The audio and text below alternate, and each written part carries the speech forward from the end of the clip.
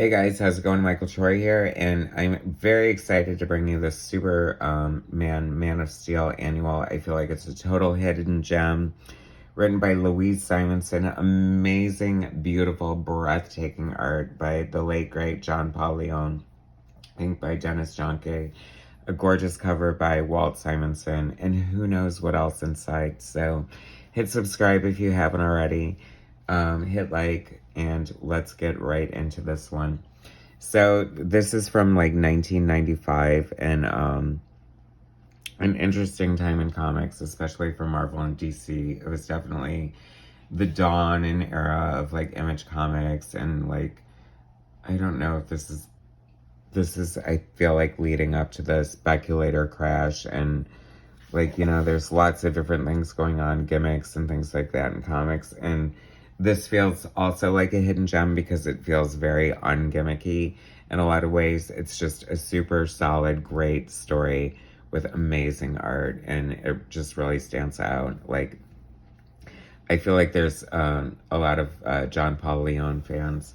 And I've always, like, I was telling one of my friends and contemporaries that I really love and always respected his art, but didn't quite get like why people were like so fevered for it.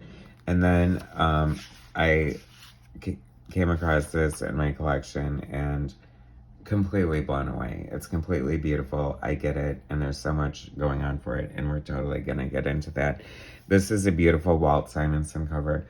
It's funny because I just did a video on the John Byrne, Jack Kirby Fourth World Omnibus, and one of the controversies about that is that even though Walt Simonson did the covers for the whole series, which I've kind of come around to, even though I lamented it a little, I felt like it should have had a Byrne cover, especially since it was a John Byrne omnibus.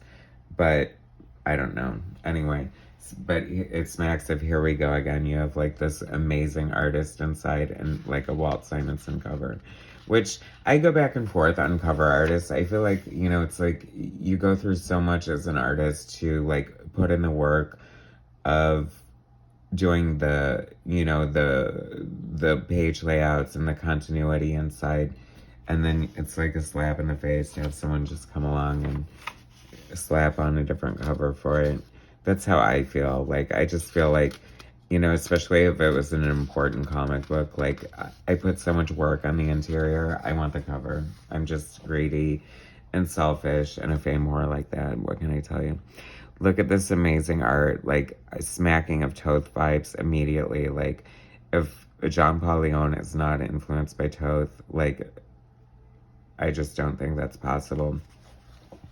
So one of my friends said, because I feel like my biggest exposure to John Paul Leon might be Earth X, and my friend that I was talking to said that like the coloring was horrifying and like totally ruined his art in a lot of ways, and I think maybe that is what colored my perception of it.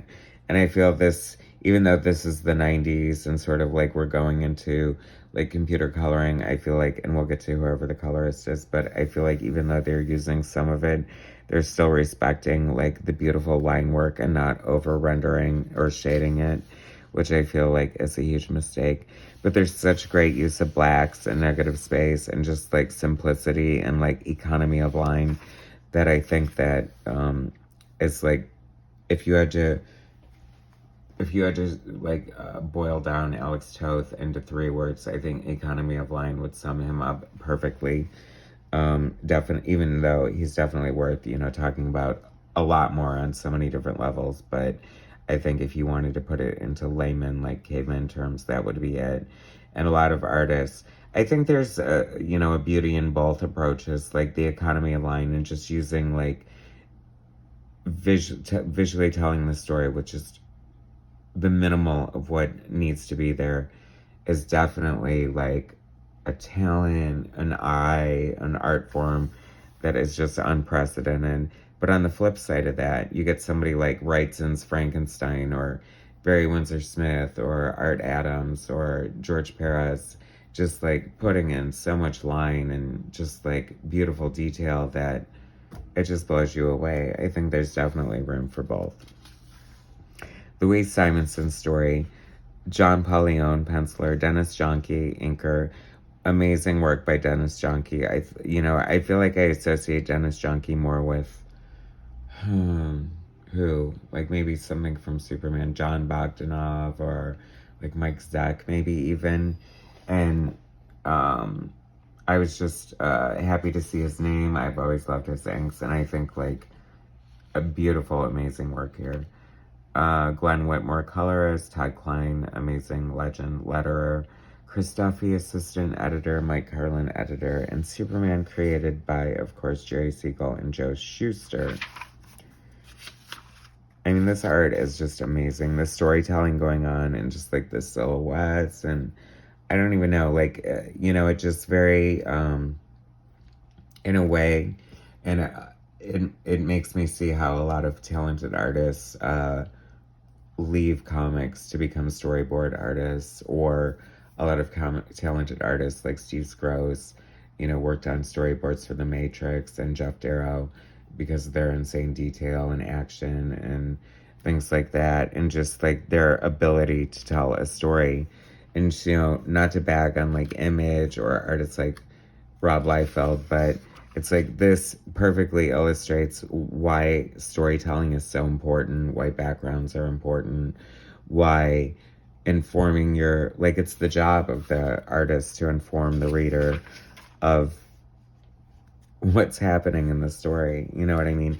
A perfect comic book page, you know what's happening without captions being there. And there have been cases in the past where comics have been illustrated so perfectly and beautifully that the writer chose not to script them because they felt it would take away from the impact of the storytelling. And testament to the art and the artist and the writer for pulling that off. And the two examples I want to cite are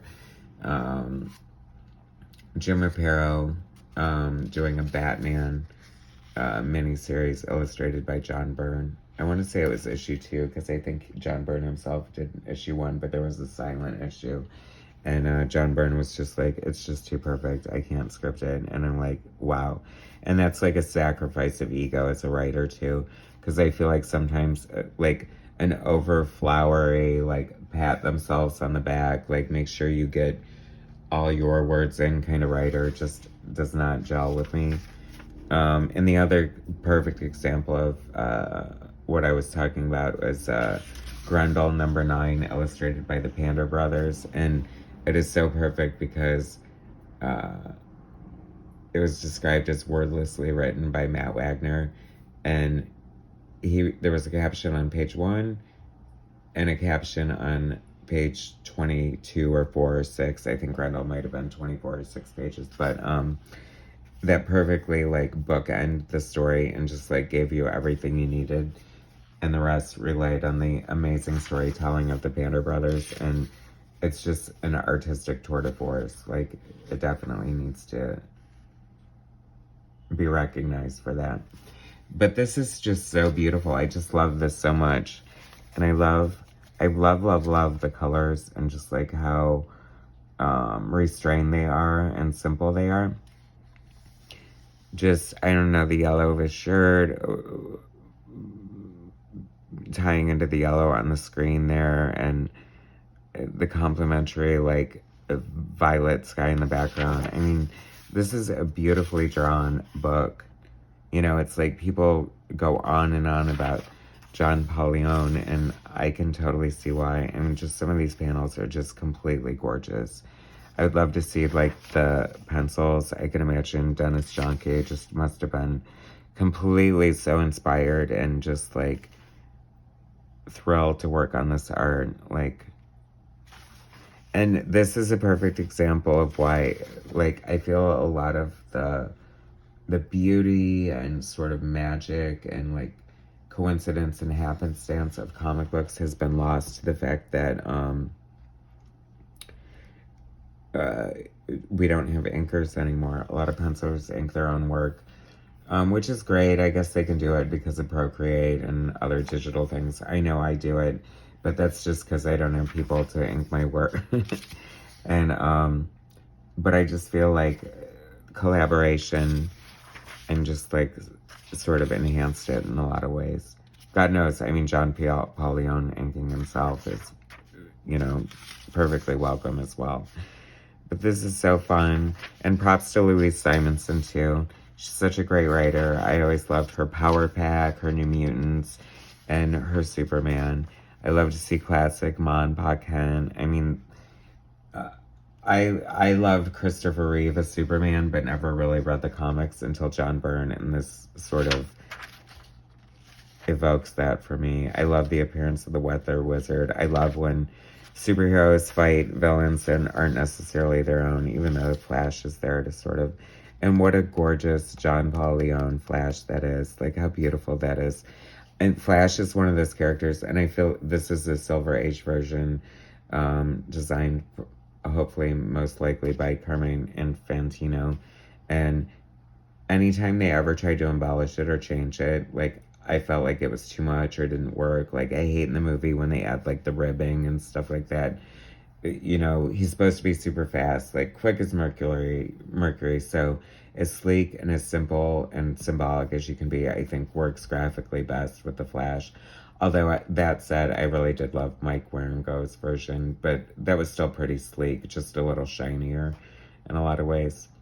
And the white eyes, of course. But... And Aquaman, oh my god. This is kind of making me want to look at Earth X, though. I can't lie. The storytelling, the simplicity, yet complication and detail at the same time. It just, so much is done with gesture and shape and outline and just like, I mean, at the end of the day, and I do say, like, you know, everything can just be broken down into simple shapes, and it's really just all about your eye putting everything together. And I just can't get over the talent of someone like John Paul Leon, just knowing, I don't know, I guess it's just, you know, it's like, I think of it myself as an artist. It's like, I you know, as I recently told someone, it's like, I feel like there's intent behind everything I do. But then again, there's still something to be said about spontaneity and happy accidents and just like pure gesture, you know? And I'm always down for that.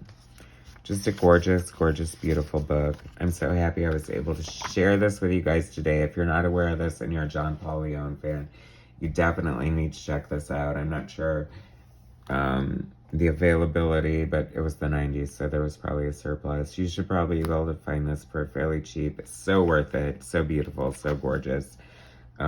Just a great, you know, so many different characters from DC by John Paul Leon. I feel like it's nice to have that versus, you know, getting all his Earth X Marvel characters and whatnot. So thanks for watching. Share my content.